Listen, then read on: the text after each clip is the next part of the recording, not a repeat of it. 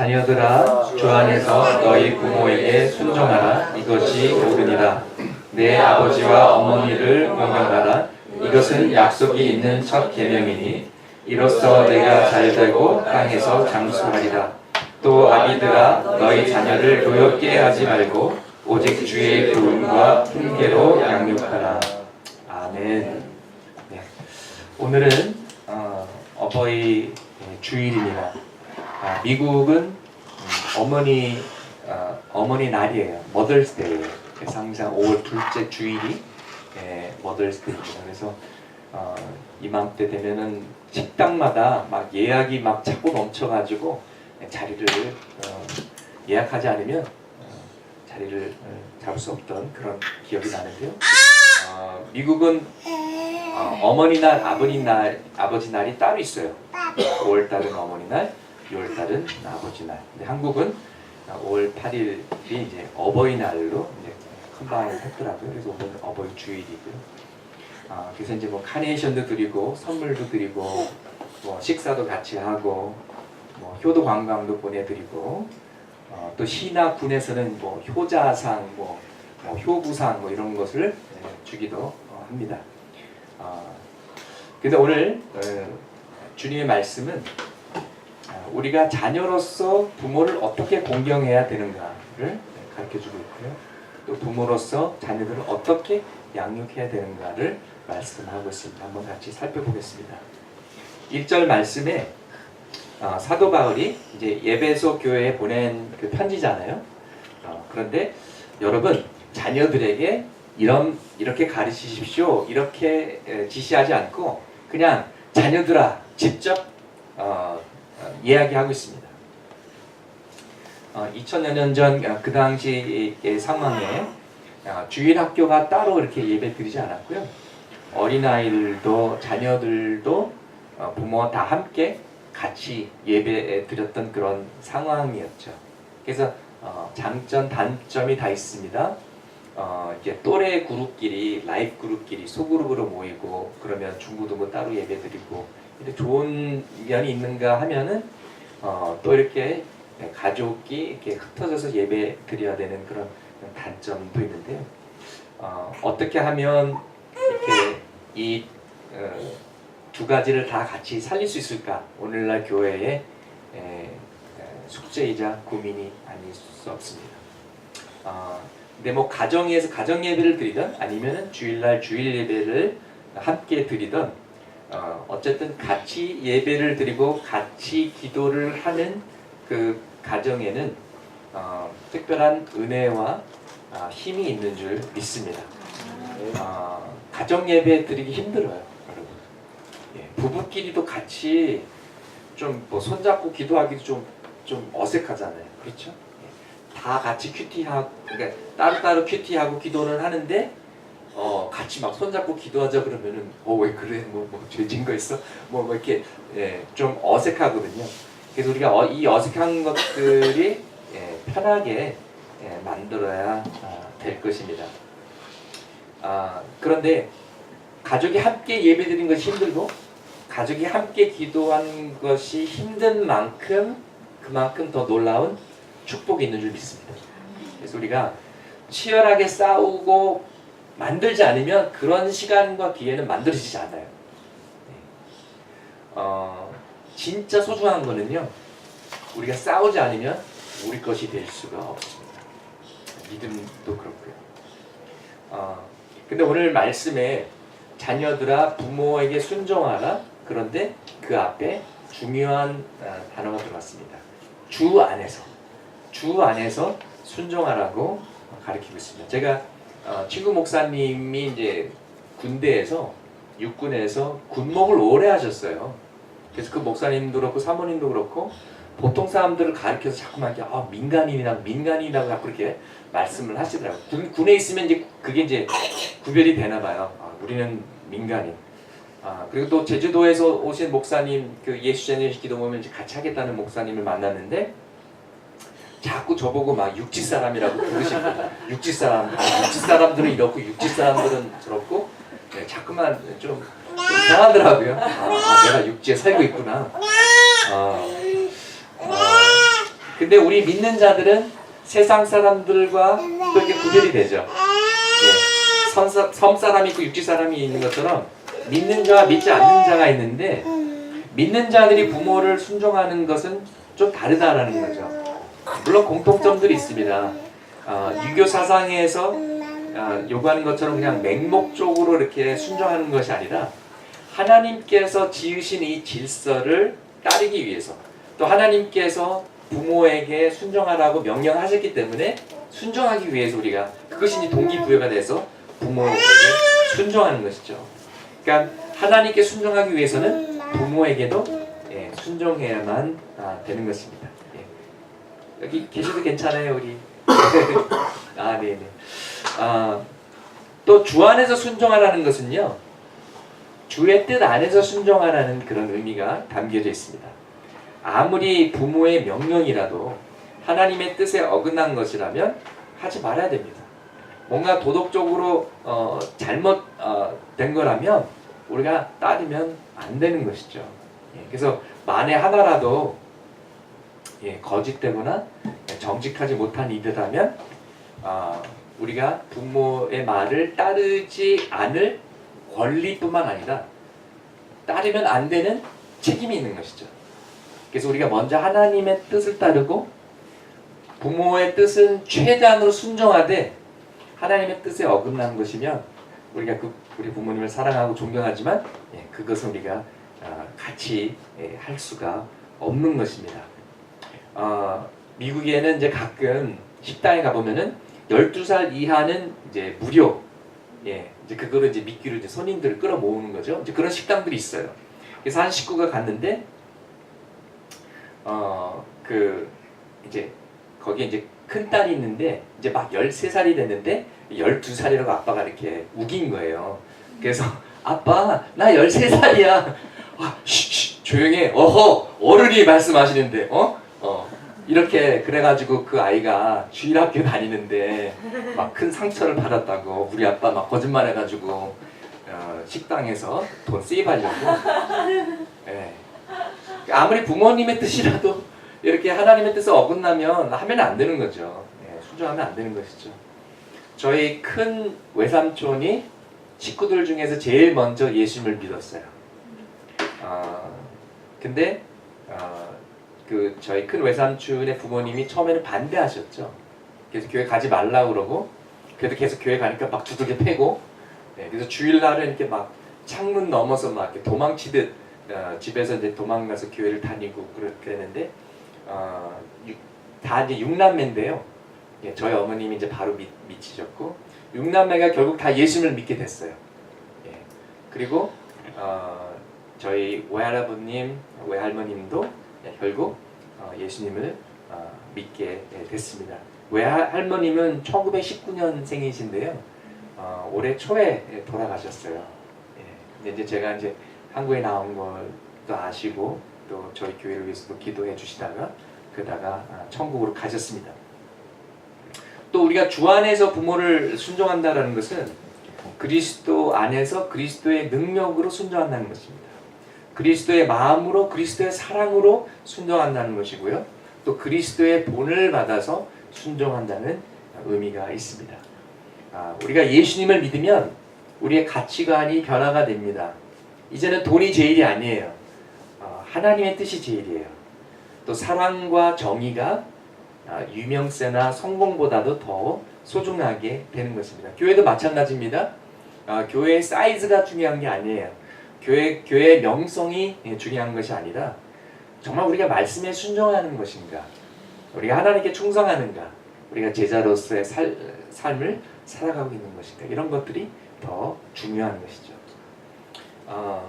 주 안에서 하나님의 법에 어긋나지 않는 이상 최대한 부모님을 사랑하고 존경하고 최선을 다해 모시는 것입니다.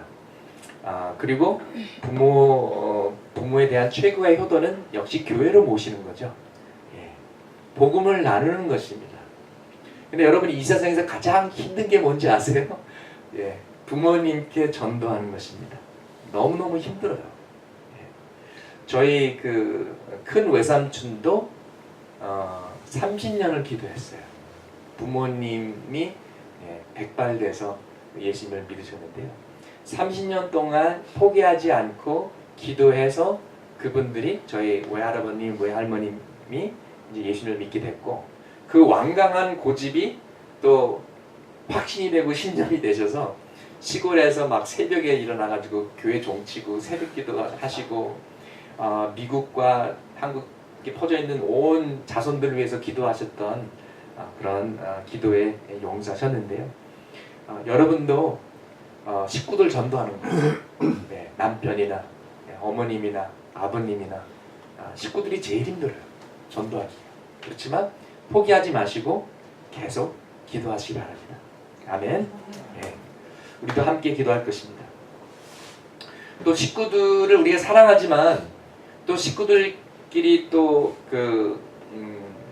좀 이제 마찰이 있을 수가 있고 상처를 주고받고 하거든요. 우리가 연약한 인간이기 때문에 아무리 노력해도 안 되는 것이 있어요, 여러분. 예. 인간의 한계가 있습니다. 그래서 식구들을 굉장히 사랑하지만 동시에 피곤해요. 또 부닥칩니다. 힘들 때가 있어요. 그래서 예수 그리스도의 능력이 필요한 것입니다. 십자가의 능력이 필요한 것입니다. 내가 죽고 예수 그리스도께서 다스려야지 그 험난한 시월드도 헤쳐갈 수 있는 것입니다. 어떤 분은 너무 시집에 대해서 시금치도 안 먹는다 그러고 시편도 안 좋아한다 그러는데 힘들어요. 힘듭니다. 그래서 예수 그리스도의 사랑이 나를 완전히 붙잡아야만 우리 식구들을 온전히 사랑할 수가 있습니다. 내가 죽고 예수 그리스도께서 다스려야 됩니다. 아멘. 또 우리가 예수님의 본을 받아야 됩니다. 본을 따라 해야 되는데요. 예수님은 요셉과 마리아, 인간 부모에게도 순종을 했고요.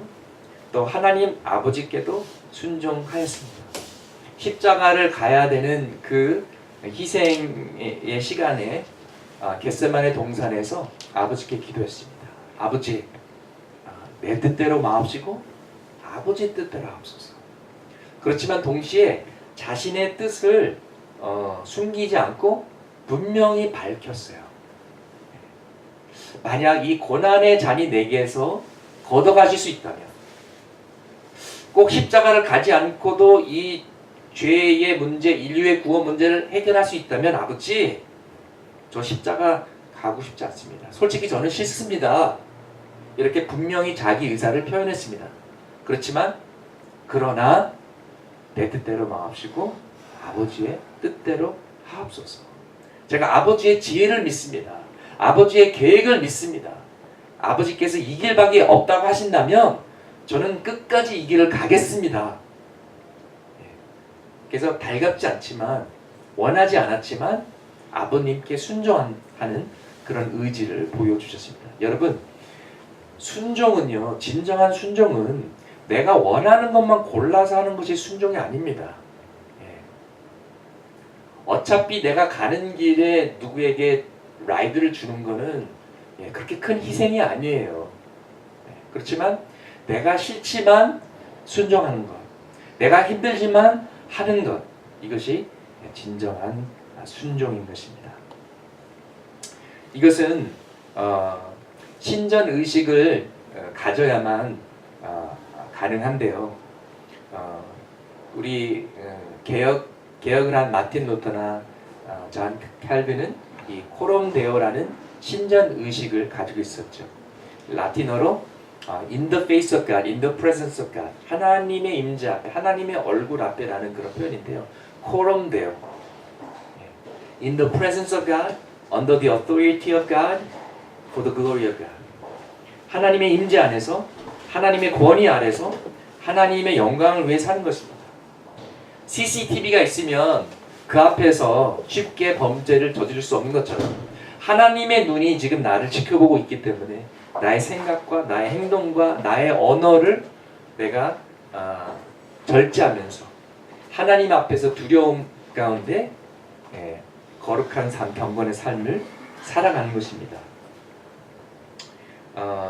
쉬지 말고 기도하라는 그 말씀은요, 내가 진짜 막 쉬지 않고 손을 모으고 쉬지 않고 눈을 감고 기도하는 것이 아니라 내가 운전을 하고 내가 일을 하고 내가 샤워를 하고 내가 일상생활을 하면서 매 순간순간마다 주님을 의지하는 것이에요. 주님과 대화를 하는 거예요. 예수님 도와주세요. 지혜를 주세요. 주차하는데 파킹 스페이스 좀 주세요. 또 저 피곤한 인간 또 왔네. 주여 인내를 주세요. 계속해서 하나님과 대화하고 하나님의 힘을 빌리는 거예요. 하나님을 의지하는 거예요. 도와주세요. 하나님 제게 힘을 주세요. 순간순간 하나님을 의지하는 것이 우리의 연약함을 극복하고 하나님의 능력 가운데 사는 시작임을 믿습니다. 골로새서 3장 20절 말씀에 자녀들아 모든 일에 부모에게 순종하라. 이는 주 안에서 기쁘게 하는 것이다. 이것이 하나님을 기쁘게 하는 것이라 라고 말씀하셨습니다. 그래서 1절에는 주 안에서 순종하라고 말씀하고 계시고요. 2절에 보니까 공경하라고 나와 있습니다. 이게 무슨 차이일까요? 영어로는 honor your parents.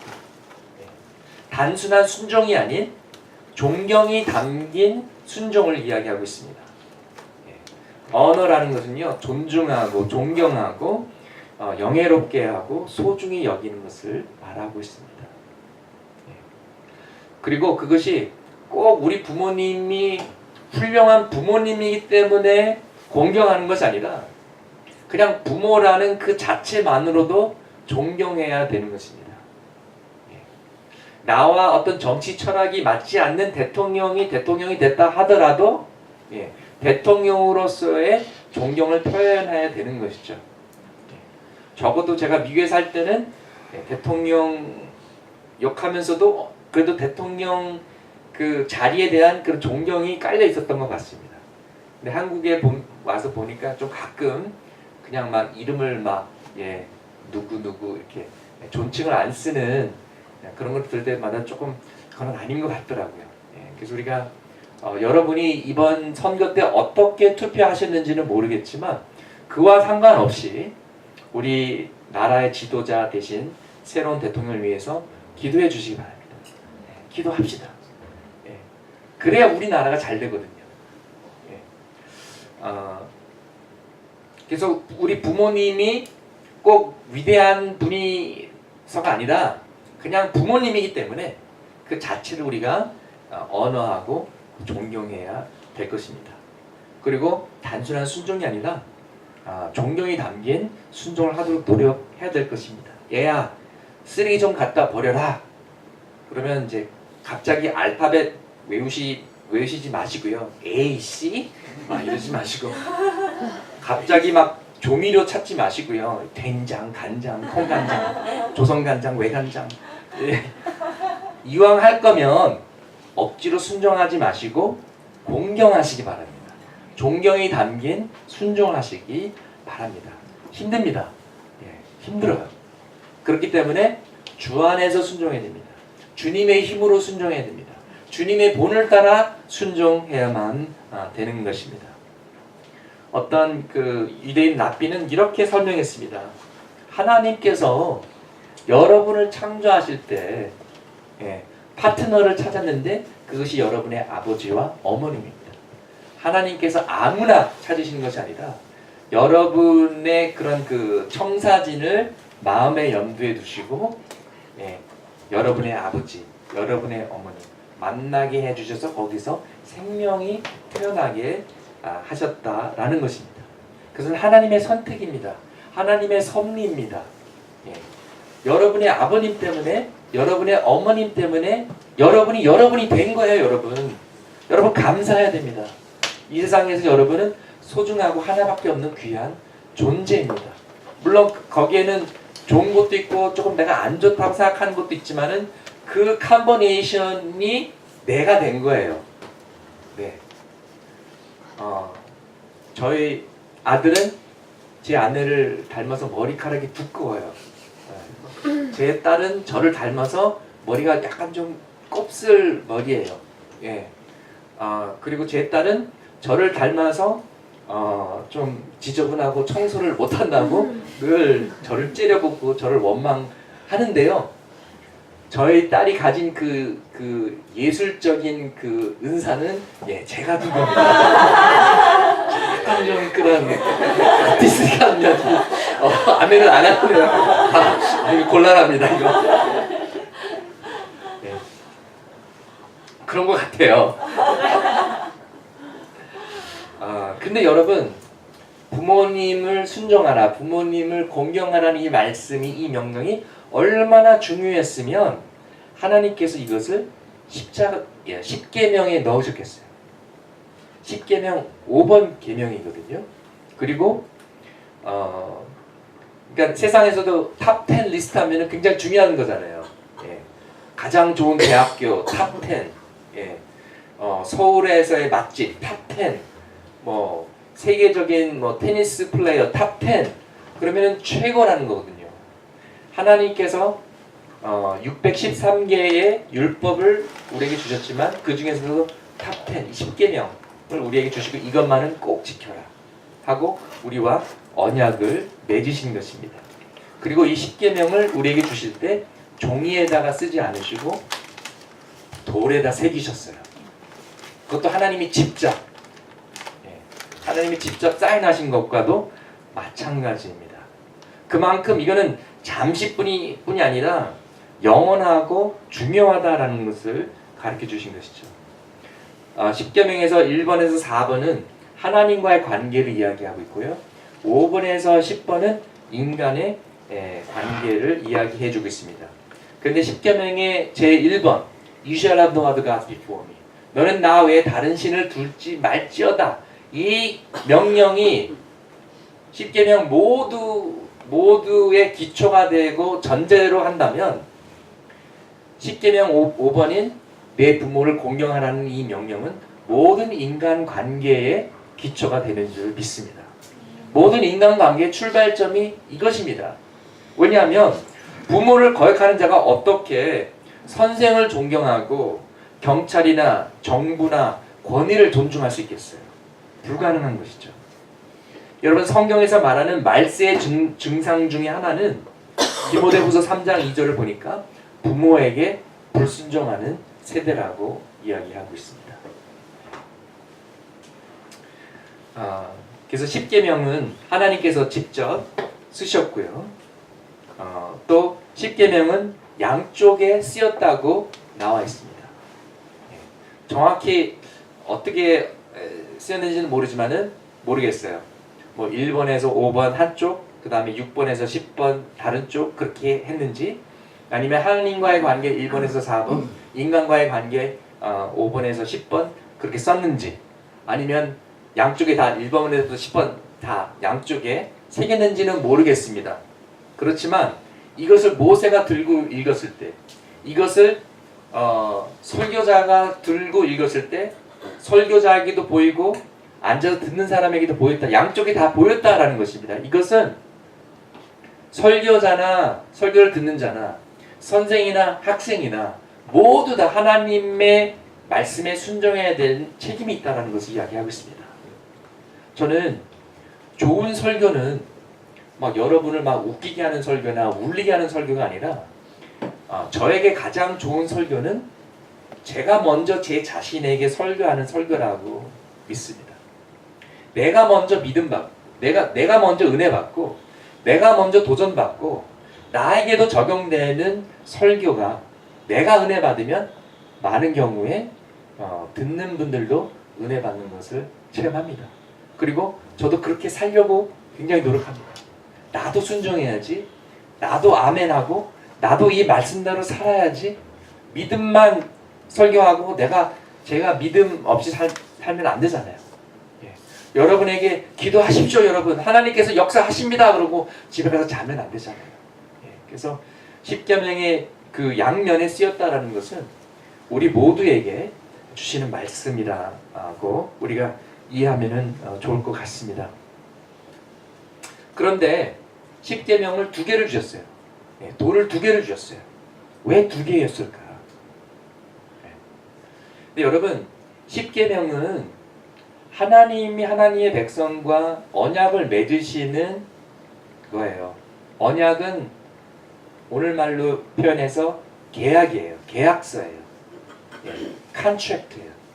여러분 계약서 만들면 몇 장 만들죠? 2장. 예. 그리고 여러분 뭐 집 사실 때나 뭐 월세 하실 때도 주인 한 장, 들어가는 월세하는 사람 한 장, 한 장씩 갖고 있잖아요. 그래서 하나님께서 두 개를 만드신 거예요. 하나님 카피 하나, 하나님의 백성 하나. 그리고 유일하게 시내산에서 하나님께서 페이스 투 페이스 백성들에게 말씀하잖아요. 막 지진이 나고 막 백성들이 막 두려워하면서. 근데 백성들한테 물어봤거든요. 이거 계약할 거냐? 사인할 거냐? 그랬더니 아멘 했어요. 한다고 그랬어요. 결국 그 계약을 깨뜨렸지만, 그래서 그 하나님의 이 계약서 카피는 하나님의 인자심이 있는 지성소 안에 언약궤 안에 보관하고요. 이스라엘 카피는 그 당시 풍습에 백성들이 섬기는 신의 성전에 두게 되어 있습니다. 그래서 이스라엘 카페도 똑같이 지성소 안에 언약궤 안에, 그래서 두 카피가 다 언약궤 안에 보관하게 되는 것이죠.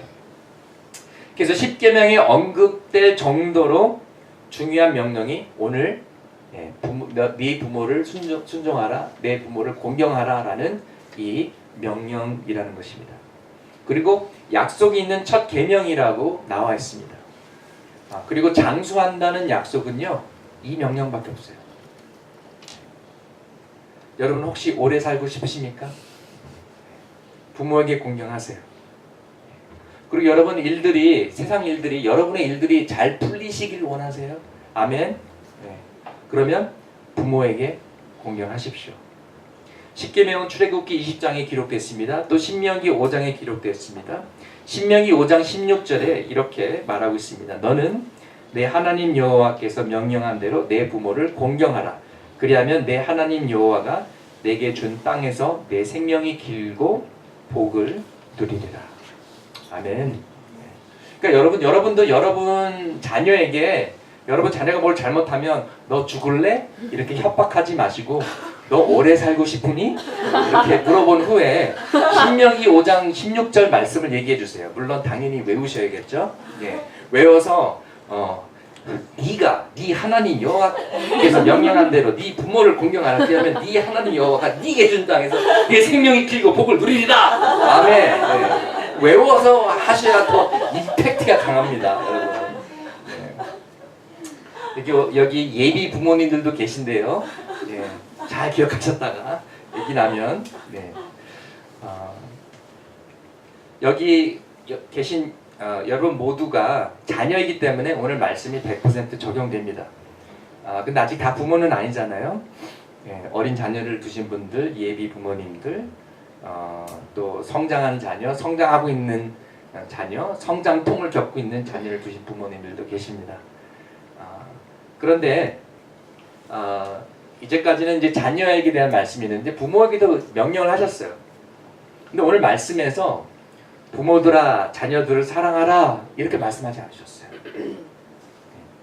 그것은 당연하기 때문인지 모르겠습니다. 하나님은 우리에게 꼭 필요한 말씀을 주세요.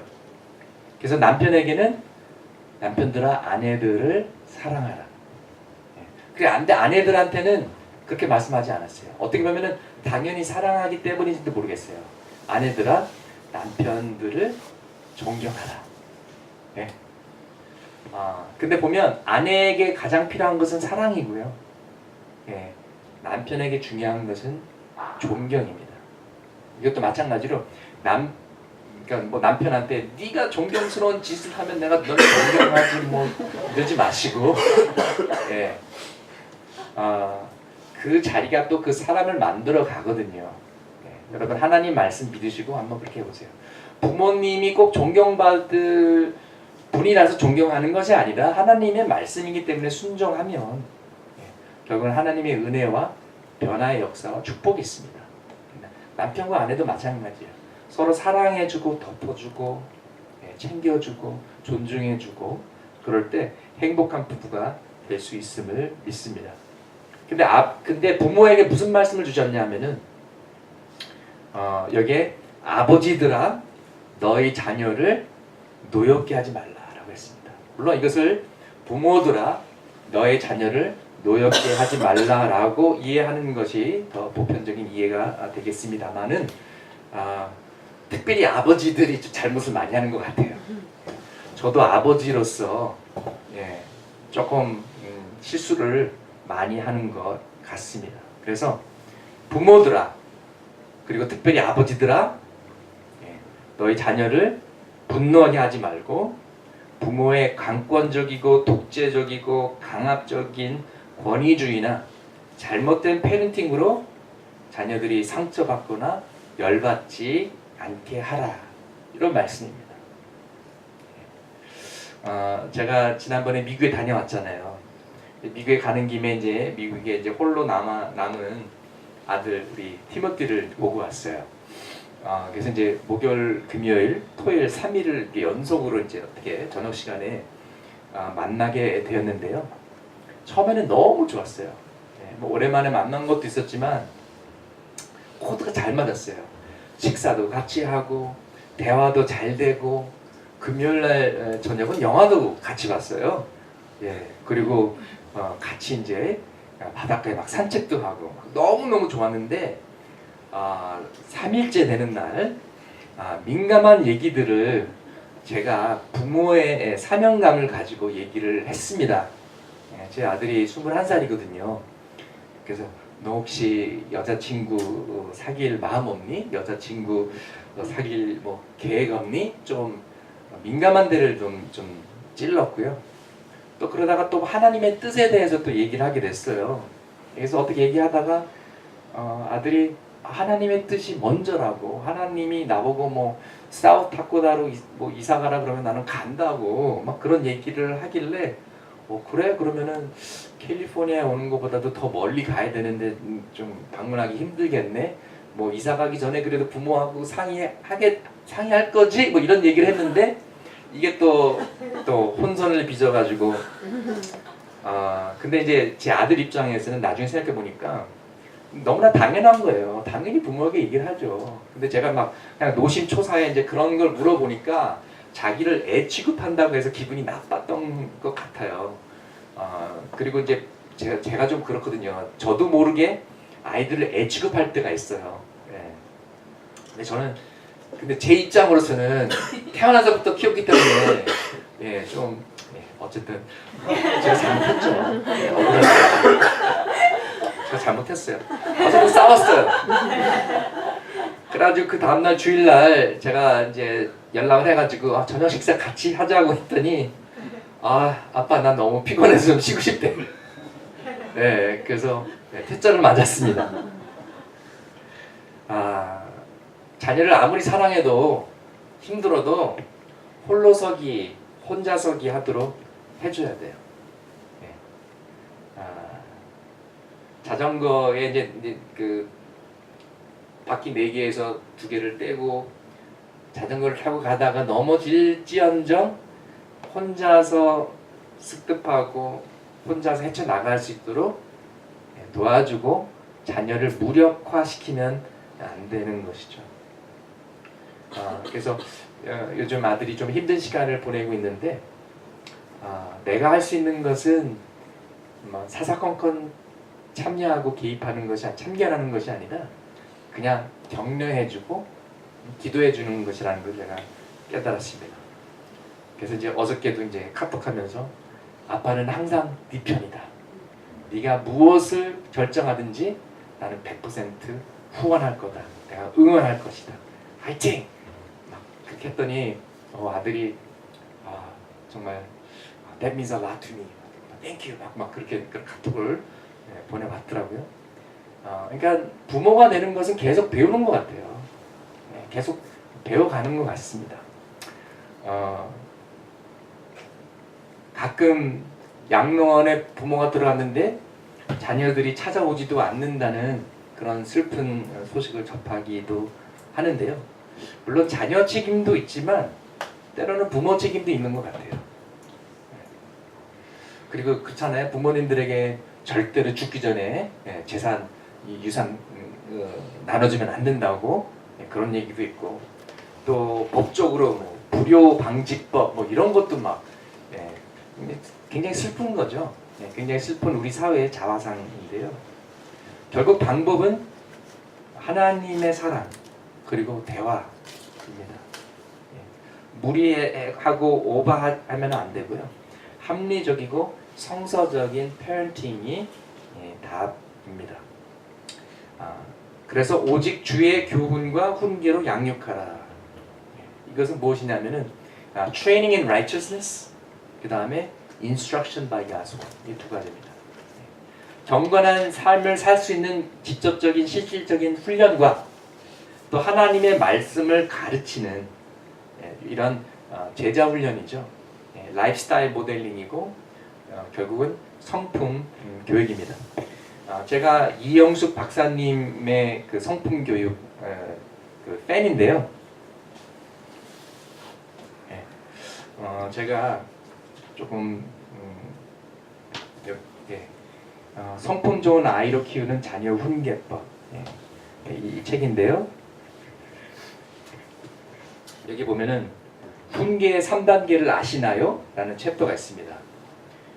바람직한 훈계의 단계. 우리가 계단을 올라갈 때 한꺼번에 몇 개 계단을 오를 수 없듯이 자녀 훈계에도 순차적으로 단계를 밟는 것이 중요합니다. 1단계, 가르침의 단계.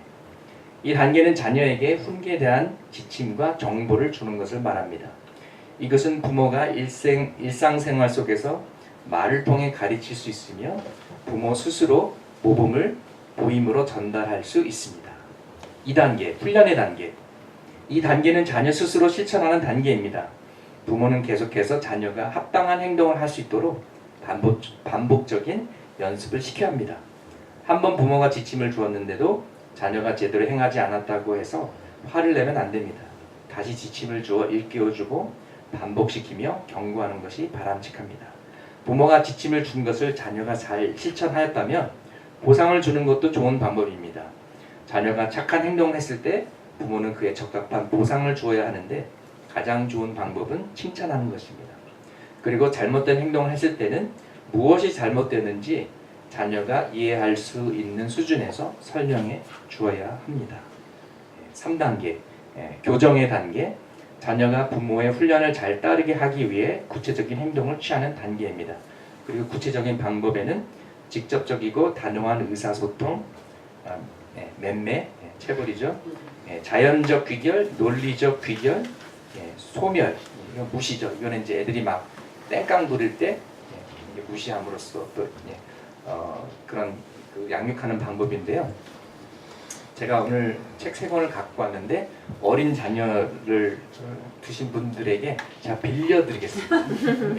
그래서 우리 홍빈이 어머님에게 이 책 드릴게요.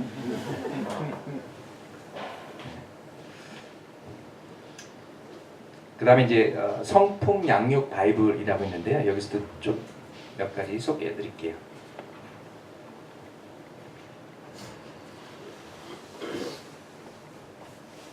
이제 성품 교육에 있어서 이제 자녀가 꼭 배워야 할 예의 범절들이 여러 가지 있는데 그 중에 하나는 예절의 이제 필수 어휘를 이야기하고 있습니다. 감사합니다, 죄송합니다, 뭐뭐뭐 해주세요, 괜찮아요, 실례합니다, 제가 뭐뭐뭐 해도 될까요? 다시 한번 말씀해 주시겠어요? 이런 것들을 이제 가르치는 것이죠.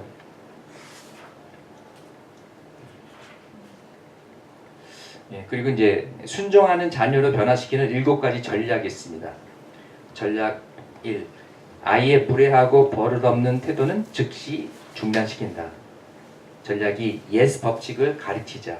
yes 법칙이란 순종하기 어려울 때 꼭 기억하게 하자. yes. 상대의 말에 즉각적으로 네라고 대답합니다. 2. earnest. 진지하게 생각해 본다. s. suggestion. 이 바른 태도로 내 생각을 말한다. 아이가 생각할 수 있도록 말할 수 있도록 가르쳐주는 것이죠. 예를 들어서 저녁이 늦었으니까 빨리 불 끄고 자라. 그러면 일단은 yes 하는 거예요. 네. 그 다음에 진지하게 생각하는 거죠. 근데 이제 책을 읽다가 이제 마지막 2장이 남았어요. 그런데 어머님, 제가 책을 다 못 읽었는데 2장 더 읽고 자도 될까요? 그럼 그렇게 하렴. 이제 이런 식으로 훈련시키는 거죠. 전략 3. 모든 예의 범절은 확실하게 설명한다. 전략 4. 새로운 예절을 연습할 수 있는 기회를 많이 만들어준다. 전략 5.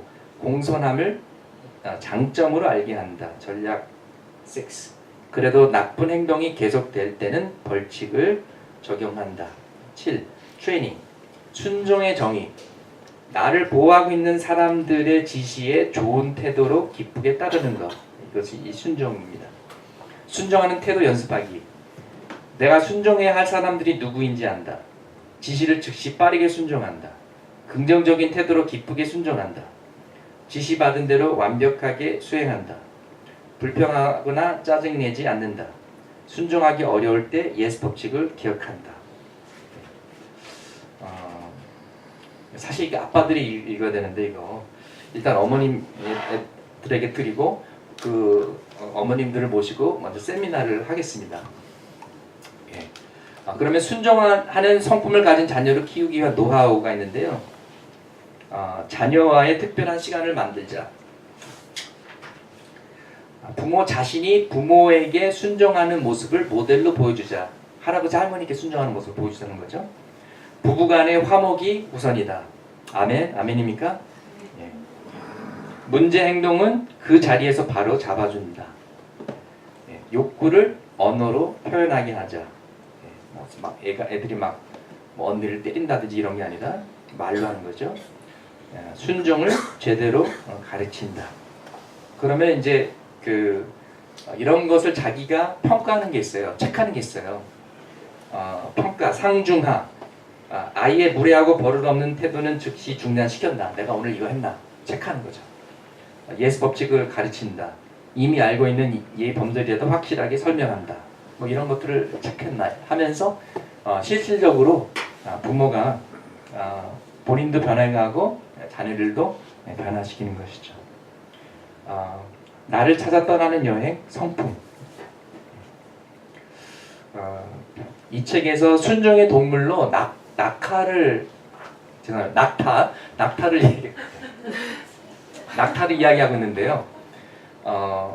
낙타는 어른 3명 정도의 무게가 나가는 짐을 싣고 빠르게 걷는 속도로 무더운 사막을 20km나 걸을 수 있습니다. 낙타가 사막의 짐꾼이라는 별명을 가지고 있는 것도 우연이 아닙니다. 낙타는 사막에서 수고하는 참 고마운 동물입니다. 낙타의 우유와 고기는 중요한 먹을거리이며 털가죽은 천막과 담요, 옷가지의 재료로 사용되고 분뇨는 땔감으로 이용됩니다. 살아서나 죽어서나 아주 유익한 동물입니다. 사람들에게 길들여진 낙타는 주인이 타거나 짐을 실을 때까지 무릎을 꿇고 앉아서 기다립니다. 자신을 책임지고 있는 주인의 현명한 지시에 기쁜 마음으로 순종하는 성품을 가지고 있는 것입니다. 그래서 자녀들에게 낙타를 가르치십시오.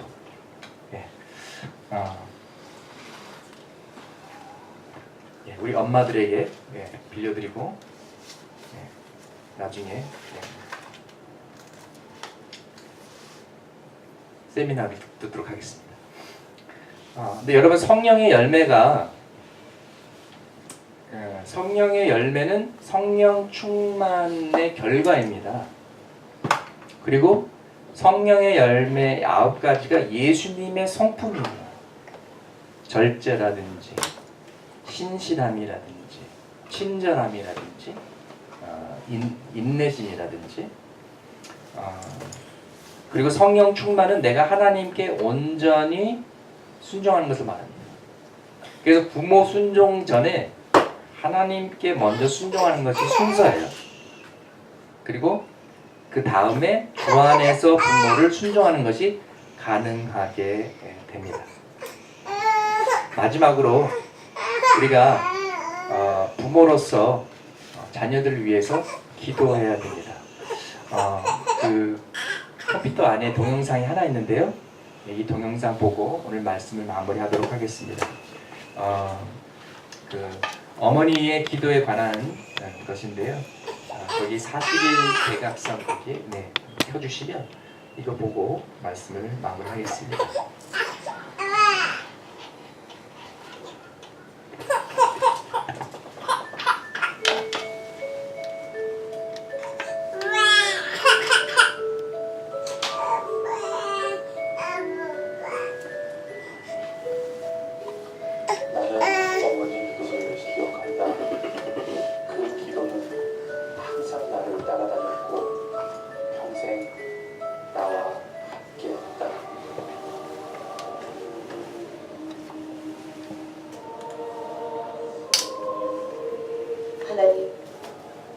먹살난 아들에게 물려줄 것이 이 낡은 성경밖에 없습니다.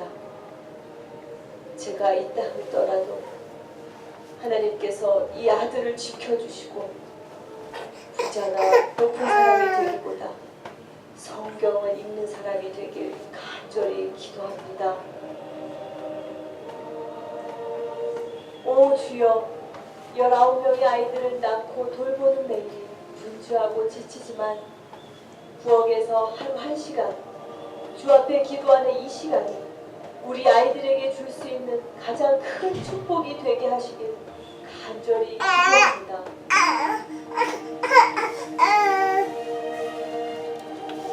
13년 동안 죄악과 방탕한 삶을 살던 아들을 구원해 주셔서 감사드립니다. 이 죄인의 눈물의 기도를 들어주신 아버지여, 이제 그 아들로 하여금 모든 죄를 철저히 회개하고 평생 주의 영광을 위해 살게 하시길 간절히 기도합니다.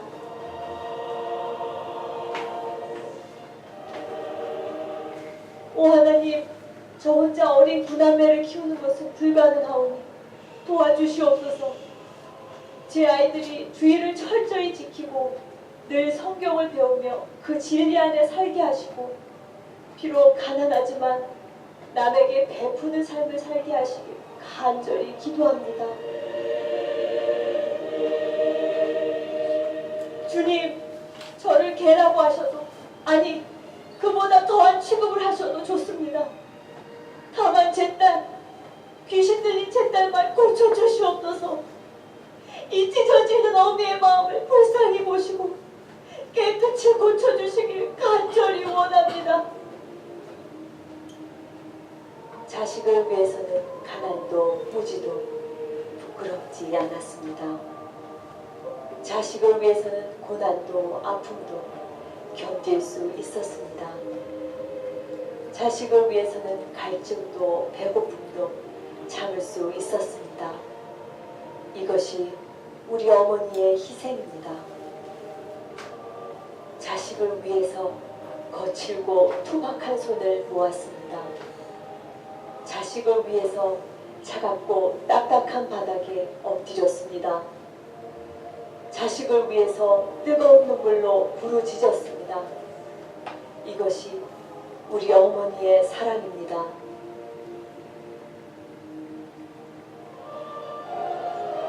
오늘 우리에게 기도하는 어머니를 주신 하나님께 감사드립니다. 어머니를 통해 하나님의 완전한 사랑과 희생을 알게 하셔서 감사드립니다. 주여, 어머니들의 믿음을 본받아 우리도 자녀를 위해 눈물로 기도하는 어머니가 되게 하시옵소서. 주여, 우리 평생에 기도의 유산, 말씀의 유산을 물려주는 믿음의 어머니가 되게 하시옵소서. 눈물로 기도하는 어머니의 자녀는 망하지 않습니다. 어머니의 기도는 자녀를 변화시킵니다. 기도하면 됩니다. 아멘. 부모들이 기도해야 됩니다. 우리가 기도하면서 주 안에서 정말 좋은 자녀가 되고 또 좋은 부모가 되기를 소망합니다. 함께 기도하시겠습니다. 주님, 우리에게 너무나도 소중한 아버님, 어머님 주셔서 생명이 있게 해주심을 감사합니다. 우리 부모님들을 기억합니다. 그들에게 건강 허락하여 주시옵소서. 그리고 우리 부모님들도 예수님의 사랑을 알게 하여 주시옵소서.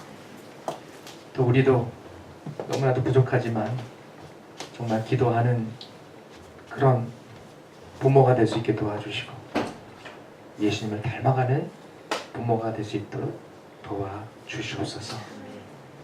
주여, 또 이 나라 다음 세대를 위해서 기도합니다. 주님, 우리 젊은 친구들, 우리 어린아이들 꿈과 소망을 가지고 마음껏 살아갈 수 있는 이 나라로 축복하여 주시옵소서.